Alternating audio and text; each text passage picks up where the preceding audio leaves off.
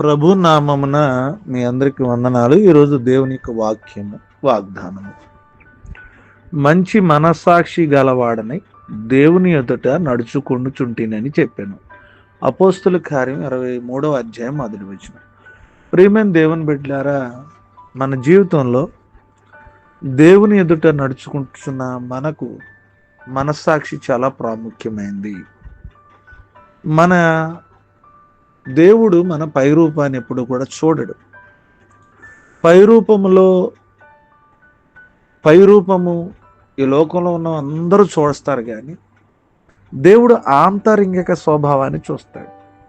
ఈ ఆంతరంగిక స్వభావంలో మనస్సాక్షి దేవుని ఎదుట మనల్ని మనం కనబరుచుకోవడానికి, దేవుని నుంచి మనం ఆశించినవి పొందుకోవడానికి మనస్సాక్షి చాలా ప్రాముఖ్యమైనది.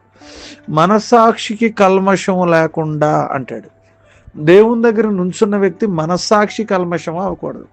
తన మనస్సాక్షి తను నేరస్తుడు, తను తప్పు చేశాడు, తను పాపం చేశాడు, తనలో లోపం ఉందని తన మనస్సాక్షి తనకు నేరారోపణ చేయకూడదు.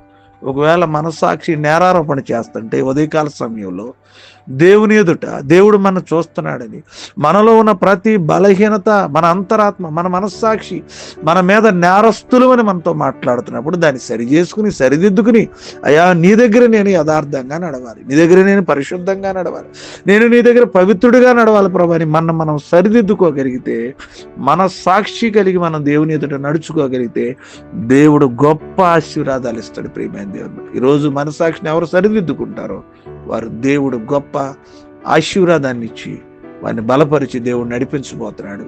ఈ కొద్ది మాట దేవుడు మనకు ఫలించి ఆశీర్వదించుగాక. ఆమేన్. మహోన్నతుడా మీకు స్తోత్రాలు, మహాపరిశుద్ధులని కొందనారు. రాత్రంతా జ్ఞాపకం చేసుకున్నారు. మరొక శ్రేష్టమైన దినమును మీరు ఇచ్చారు. మీ స్తోత్రం. ఉదయాన్నే లేచాం, మిమ్మల్ని ఆరాధించాం, మీ నామాన్ని గణపరిచాం, మీ నామాన్ని స్తుతించినందుకు మీ స్తోత్రాలు తెలియజేస్తాం. ఈ ఉదయకాల సమయంలో వాక్యం ద్వారా మంచి మనస్సాక్షి గలవాడినాయి దేవుని ఎదుట నడుచుకుంటున్నానని చెప్పాడు అపోస్తలుడైన పౌలు గారు.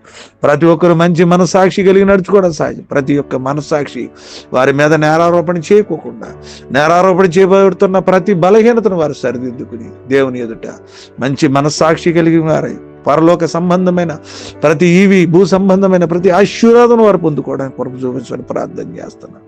అయా మంచి మనస్సాక్షి కలిగి ప్రతి బిడ్డని దీవించండి. వారి మనసులను సరి చేసుకుంటూ కల్మషం అంటుకోకుండా పవిత్రంగా జీవిస్తున్న ప్రతి ఒక్క మనిషిని మీరు ఆశీర్వదించమని ప్రార్థన చేస్తున్నాను. నీ బిడ్డలను దీవించమంట. వివాహ దినాలు, పుట్టినరోజులు, అనారోగ్యాలు, ఆర్థిక సమస్యలు, వేదనలు, బాధలు, బలహీనతలు, నిందలు, అవమానాలు, సమస్యలు, శోధనలు ఉన్న ప్రతి ఒక్కరిని జ్ఞాపకం చేసుకుని మీ ఆదరణ, మీ సహాయం దయచేయండి. ఈ దినపు పని పాటలో మీరు జ్ఞాపకం చేసుకుని, ఇంకా బలహీనలుగా ఉన్నాయి, ఇంకా నేను ఇబ్బందుల్లో ఉన్న వారిని జ్ఞాపకం చేసిన భద్రపరచండి. వారి కన్నీళ్లు, వారి యొక్క ప్రతి బాష్ప బిందువును తోడండి. ఈ దినపు దీవెనలతో, నూతన ఆశీర్వాదాలతో, నూతన దీవెనల కోసం ఎదురు చూస్తున్న వారిని ఆశీర్వదించి నింపి బలపరచమని ప్రార్థన చేస్తున్నాం నడుచున్నాను తండ్రి. ఆమేన్.